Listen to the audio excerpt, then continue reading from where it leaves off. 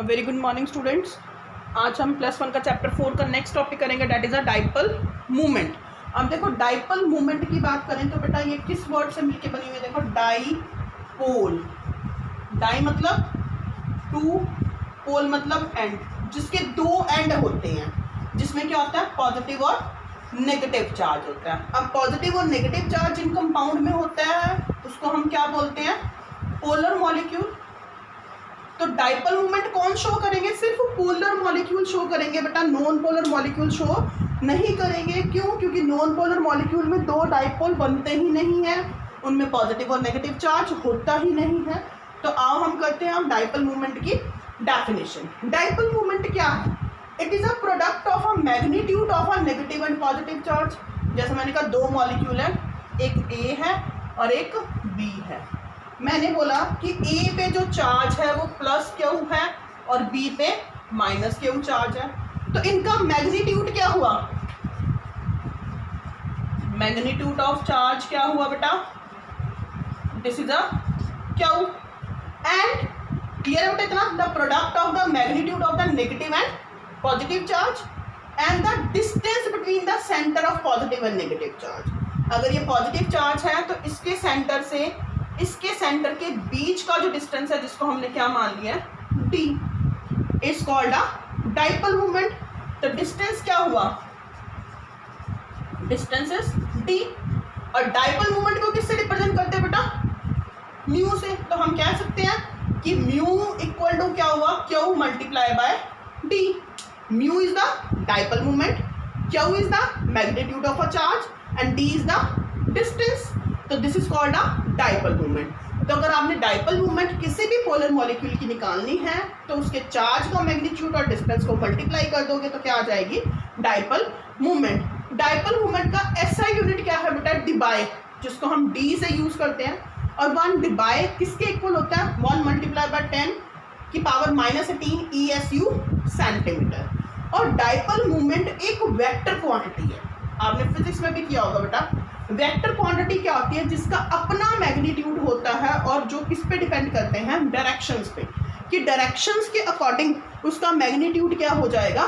Change हो जाएगा। तो अब मैं आपको बताऊंगी कि डाइपोल मूवमेंट कैसे कैलकुलेट करते हैं, डाई एटॉमिक मॉलिक्यूल की और पॉली एटॉमिक मॉलिक्यूल की।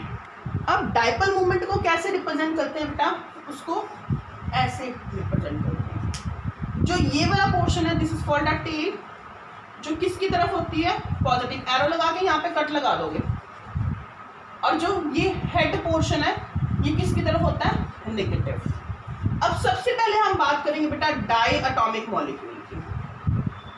देखो इनकी अपनी वैल्यू होती है डाइपोल मूवमेंट की। हम क्यू मल्टीप्लाई बाय टी करके डाइपोल मूवमेंट की वैल्यू कैलकुलेट कर सकते हैं, बट हमें वैल्यूज अगर गिवन होंगी, अगर हमें नहीं वैल्यूज गिवन है तो मैं आपको बहुत ही सिंपल, बहुत ही ईजी वे बता रही हूँ कि किसी मॉलिक्यूल की आप डाइपोल मूवमेंट कैसे कैलकुलेट कर सकते हो। तो कोई भी एक डायटॉमिक मॉलिक्यूल है, डायटॉमिक मतलब जिसमें दो ही एटम होंगे। अगर मैं बात करूं HCl है, बात करूं NaCl है, दो एटम है ना। अगर दो एटम है तो एक ही बॉन्ड आएगा और पोलर है। देखा जाए तो H पे क्या आता है? पॉजिटिव और Cl पे नेगेटिव, Na पे पॉजिटिव, Cl पे नेगेटिव। तो इसकी डाइपोल मूवमेंट की वैल्यू क्या होगी? अगर मैंने कहा कि इसकी वैल्यू 1.10 डिबाई है, मैं सपोज कर रही हूँ बेटा। अगर मैंने कहा कि इसकी वैल्यू 5.3 डिबाई है, तो इसकी डाइपोल मूवमेंट की अगर मैं वैल्यू पूछूं तो एक ही बॉन्ड है बेटा, तो एक ही बॉन्ड है तो इसकी वैल्यू क्या होगी? इसका आंसर क्या होगा? 1.10 डिबाई। इसका क्या होगा? 5.3 डिबाई।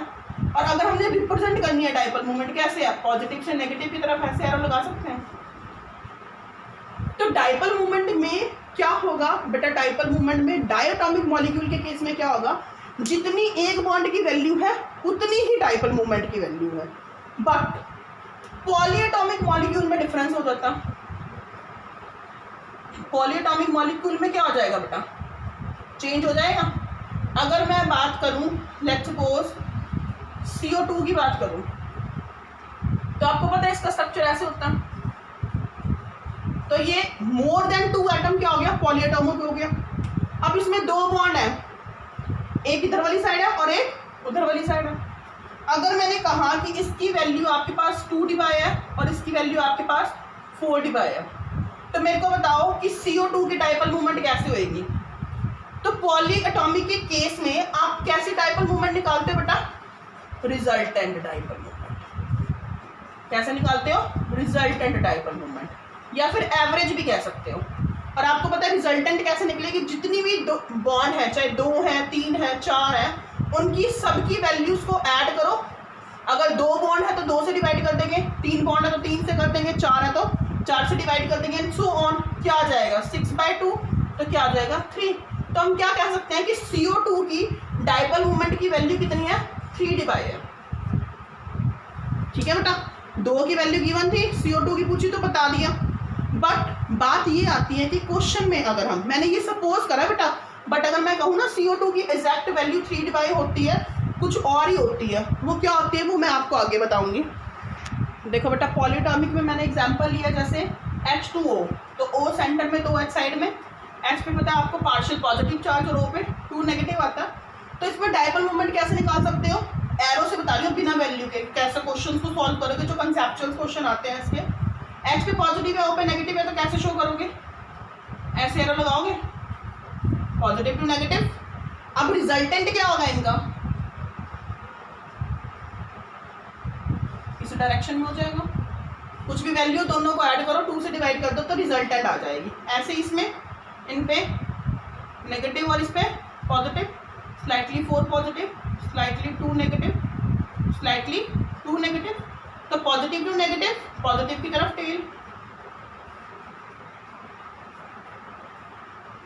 ठीक है, तो इनकी क्या आएगी बेटा? देखो, अब ये रिजल्टेंट की अगर हम बात करें, इस पे पॉजिटिव से नेगेटिव, इसमें देखो एक एरो इधर जा रहा है और एक एरो इधर जा रहा है। जब ऐसी सिचुएशन आती है तो हम इन मॉलिक्यूल को क्या बोलते हैं? Symmetric molecule. क्या बोलते हैं इनको? Symmetric molecule. सिमेट्रिक मॉलिक्यूल मतलब कि जिसमें डाइपोल मूवमेंट की एरोज अपोजिट डायरेक्शन में आती है। देखो, इसमें दोनों सेम डायरेक्शंस में थी, तो हमने रिजल्टेंट भी सेम डायरेक्शन में निकाल दिया। इसमें अपोजिट डायरेक्शन में है, तो अपोजिट डायरेक्शन में क्या होता है? Equal and cancel with, equal and opposite cancel with each other. क्या हुआ? अगर इसकी +2 वैल्यू है तो इसकी -2 वैल्यू होगी, तो +2 और -2 वैल्यू कितनी होगी? 0। तो इन मॉलिक्यूल को हम क्या बोलते हैं? सिमेट्रिक। और सिमेट्रिक मॉलिक्यूल की अगर हम डाइपोल मूवमेंट की वैल्यू की बात करें तो डाइपोल मूवमेंट की इनकी वैल्यू क्या होगी? 0। तो CS2 की वैल्यू क्या होगी डाइपोल मूवमेंट की? 0। ऐसे ही और भी सिमेट्रिक मॉलिक्यूल है, जैसे BF3 की बात करूं, CH4 की बात करूं, CCl4 की बात करूं। देखो ऐसे, अगर मैं CCl बनाती हूँ, C is the central atom, ऐसा बनेगा इसका स्ट्रक्चर। आपको पता है C पे पॉजिटिव, इन पे नेगेटिव, पॉजिटिव से नेगेटिव की तरफ चलो, एरो लगाओ, बिना वैल्यू इसके बता रही हूँ बेटा। हो गया।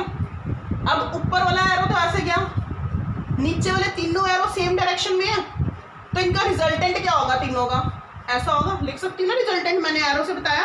अगर सेम डायरेक्शन में तो एरो एक रिजल्टेंट बन जाएगा सेम डायरेक्शन में। तो इसमें क्या हुआ? एक रिजल्टेंट और एक ऊपर वाला एरो दोनों अपोजिट डायरेक्शन में है, तो एक दूसरे से कैंसिल हो जाएंगे। तो इस केस में डाइपोल मूवमेंट की वैल्यू क्या होगी? 0। ठीक है। अब मैंने आपको क्या बताया बेटा? अगर डायटोमिक है तो डायटोमिक के केस में जितनी एक बॉन्ड की वैल्यू होगी उतनी वैल्यू है। बट अगर पॉलीएटॉमिक मॉलिक्यूल है तो उसमें मल्टीपल नहीं कह सकते, उसमें नंबर ऑफ सिंगल बॉन्ड होंगे, तो उनकी वैल्यूज कैसे निकालोगे? रिजल्टेंट। बट आपने क्वेश्चन कैसे आते हैं बेटा? क्वेश्चन ऐसे आते हैं कि why this having a 0 dipole movement, कह देंगे कि वाटर की ज़्यादा है, उसकी कम है, तो वो इलेक्ट्रोनेगेटिविटी का डिफरेंस हो जाएगा। जिसकी ज़्यादा इलेक्ट्रोनेगेटिव होगी, अगर मैं बात करूँ बेटा, बहुत इंपॉर्टेंट पॉइंट है, HF, HCl, HBr और HI, अगर मैं पूछूं किसकी डाइपोल मूवमेंट ज़्यादा है? अब डाइपोल मूवमेंट किस पे डिपेंड करती है? पोलर बॉन्ड पे। पोलर बॉन्ड किस पे डिपेंड करता है बेटा? इलेक्ट्रोनेगेटिविटी पे। तो अगर मैं F देखूं, सब में H है ना, तो F क्या है? फ्लोरीन, क्लोरीन, ब्रोमीन, आयोडीन सारे हैलोजन है, तो इनमें से फ्लोरीन ज़्यादा इलेक्ट्रोनेगेटिव है। अब फ्लोरीन ज़्यादा इलेक्ट्रोनेगेटिव है तो इस पर, इसके ऊपर जल्दी से चार्ज आ जाएगा। जितनी जल्दी से चार्ज आएगा तो इसकी डाइपोल मूवमेंट उतनी ज़्यादा आएगी। तो हम क्या कह सकते हैं? जितना छोटा साइज होगा, जितना स्मॉल साइज है उतनी हाई क्या है इलेक्ट्रोनेगेटिविटी, और उतनी ही ज़्यादा क्या है बेटा डाइपोल। तो आपने एरो के बेस पे कंसेप्चुअल क्वेश्चन करने हैं, ठीक है। अब देखो मैं एक एग्जांपल बताती हूँ आपको। अब देखो बेटा वो कहते हैं comparison the dipole movement of NS3 and NF3, दोनों की डाइपोल मूवमेंट कंपैरिजन करना है। तो इनका स्ट्रक्चर कैसे बनेगा आपको पता है, N सेंट्रल एटम है, 3 H है, वेस्पर थ्योरी से निकाल दोगे, एक लोन पेयर है। अगर मैं N और H में से देखूं बेटा, N पे नेगेटिव और H पे पॉजिटिव आता है, तो क्या आएगा, पॉजिटिव टू नेगेटिव एरो लगा दिए। अगर N और लोन पेयर में से देखूं तो लोन पेयर मतलब एक्सेसिव इलेक्ट्रॉन है, तो इस पर नेगेटिव, और N पे क्या कंसिडर होगा पॉजिटिव, तो अपवर्ड डायरेक्शन में निकाल दी। इसमें देखो ऊपर वाली साइड ऐसे एरो है, इन तीनों का रिजल्टेंट क्या है ऐसे। इसमें क्या हुआ, अगर मैं N और F में से देखूं, F ज़्यादा इलेक्ट्रोनेगेटिव है तो N पे पॉजिटिव कंसिडर हो जाता है। क्यों, क्योंकि पूरे पीरियोडिक टेबल में फ्लोरीन इज हाईली इलेक्ट्रोनेगेटिव, याद रखना बेटा। और इसकी पूरी डिटेल आप +2 में करोगे। तो ये जो बॉन्ड है डाउनवर्ड एरो में होंगे तीनों, तो इनका रिजल्टेंट क्या होगा डाउनवर्ड। अगर N और लोन पेयर में से करूँ जैसे इसमें बताया था, तो इस पर पॉजिटिव और इस पर नेगेटिव, तो ये क्या हो गया ऐसे। अब मैं अगर बिना वैल्यूज देखे एरो से देखूं, दोनों एरो सेम डायरेक्शन में है ना, तो इसका रिजल्टेंट मतलब इसकी कुछ डाइपोल मूवमेंट की वैल्यू होगी, कुछ भी हो। बट अगर मैं NF3 में देखूं तो दोनों अपोजिट डायरेक्शन में है, अपोजिट डायरेक्शन में तो कैंसिल हो जाएंगे, तो इसकी वैल्यू क्या हो जाएगी 0। तो डाइपोल मूवमेंट किसकी ज़्यादा हुई, हम कह सकते हैं कि NH3 has greater dipole movement than NF3। मैंने बिना वैल्यू से बताया बेटा, with the help of a arrow. तो आपने एरो से ही प्रैक्टिस करनी है कि बिना वैल्यू से आप कितनी वैल्यू लर्न कर लोगे बेटा। टोटल 118 एलिमेंट्स हैं, अगर वो किसी भी इलेक्ट्रोनेगेटिव या इलेक्ट्रोपॉजिटिव एलिमेंट से जुड़ते हैं तो वो पोलर मॉलिक्यूल बनाएंगे ही बनाएंगे। तो इतनी सारी वैल्यूज लर्न करना बहुत ही मुश्किल है। तो आपने जनरल कॉन्सेप्ट करना है बेस्ड अपॉन अ एरो, जैसे मैंने आपको बताया। तो NS3 की डाइपोल मूवमेंट कितनी होती है बेटा एक्चुअल में 1.47 डिवाइड, और इसकी 0.24 डिवाइड, जो 0 के इक्वल है, नेग्लिजिबल है।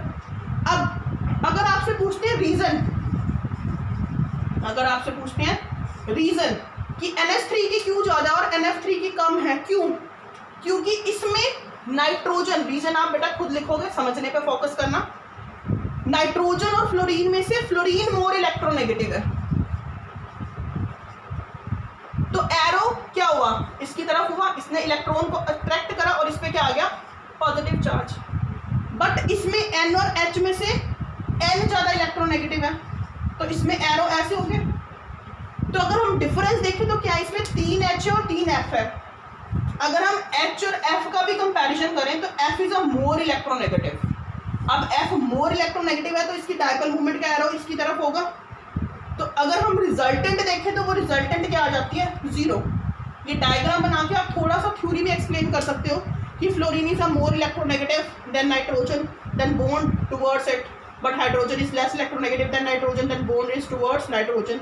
And in NS3 the resultant dipole movement in the same direction, it has a large value, but in NF3 the resultant and the arrow between N and lone pair is in opposite direction, they will cancel with each other and having a 0 dipole. Clear है बेटा।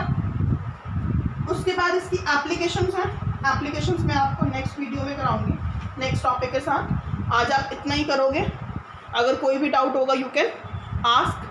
इस question का answer बेटा आप खुद लिख के मेरे को बताओगे, ठीक है। Thank you and have a nice day, bye bye everyone.